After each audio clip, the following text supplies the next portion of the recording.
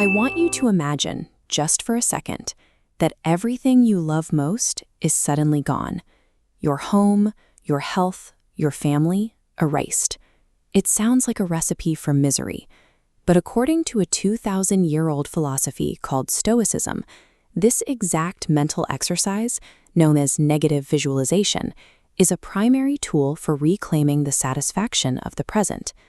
Before we dive into how this works, take a second to leave a comment down below with one specific thing in your life that you know you take for granted.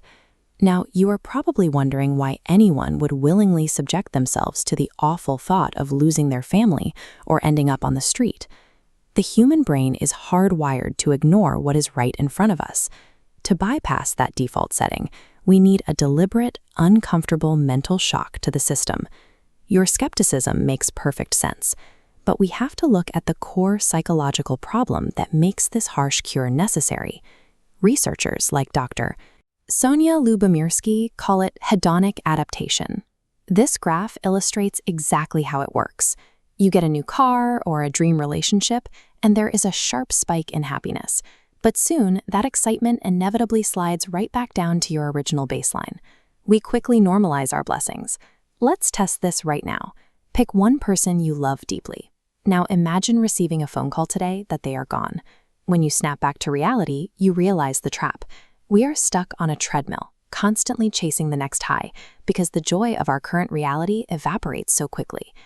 Because human biology actively erases the joy of success, positive affirmations are not enough. We need an active, structural countermeasure to sustain our happiness. The ancient Romans built that structural countermeasure. They called it premeditatio malorum, the premeditation of evils, and it was utilized heavily by figures like the philosopher Seneca. They were not wallowing in pessimism. They were running a controlled mental rehearsal to strip away the shock and terror of uncertainty. Where a modern mind might walk through a beautiful home completely distracted, ignoring the surroundings, the Stoic walks through that same room looking at every detail with fresh, appreciative eyes. You can listen to the private journal of another famous Stoic practitioner, Roman Emperor Marcus Aurelius, with today's sponsor, Audible. Hearing a man with absolute power struggle with the fleeting nature of life in his meditations is a compelling experience.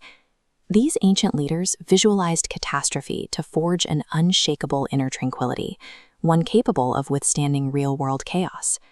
Think of this technique as a strategic drill. It takes that vague, paralyzing background anxiety and converts it into a concrete, actionable plan. The HANPE model in cognitive science shows high aspiration levels dropping sustained well-being. Mentally subtracting what we have resets our baseline. By focusing on fragility, we interrupt adaptation, realizing the life you live today is what you once worked tirelessly to achieve. Acknowledging the unstoppable passage of time and the impermanence of all things is central to maintaining this mindset. By periodically simulating loss, we successfully short-circuit the hedonic treadmill, locking our brains into present moment satisfaction. If this concept is already shifting your perspective, hit the like button so we can share these ideas with more people. So how do we actually put this into practice without spiraling into a panic attack? It starts with a controlled 5-minute daily drill. Look at this checklist. First, pick one thing you value. Then imagine its sudden absence and fully feel that emotional impact. Next is the recovery phase, steps 4 and 5. Rehearse a grounded response and immediately return to reality. The true power of the exercise is not found in the simulated pain. It's found in the intense relief and control you feel the moment you open your eyes. The ultimate goal is to extract every possible ounce of delight from the present moment, without clinging to it out of fear. When you practice this, the fear begins to evaporate. It gets replaced by a durable sense that you are remarkably lucky for what you have right now. You can return to a completely ordinary room and see it with absolute wonder. If you want to build these mental models, make sure to subscribe for our daily lessons and join us in the next video where we explore the darker but even more powerful practice of Memento Mori. We have to face a difficult truth.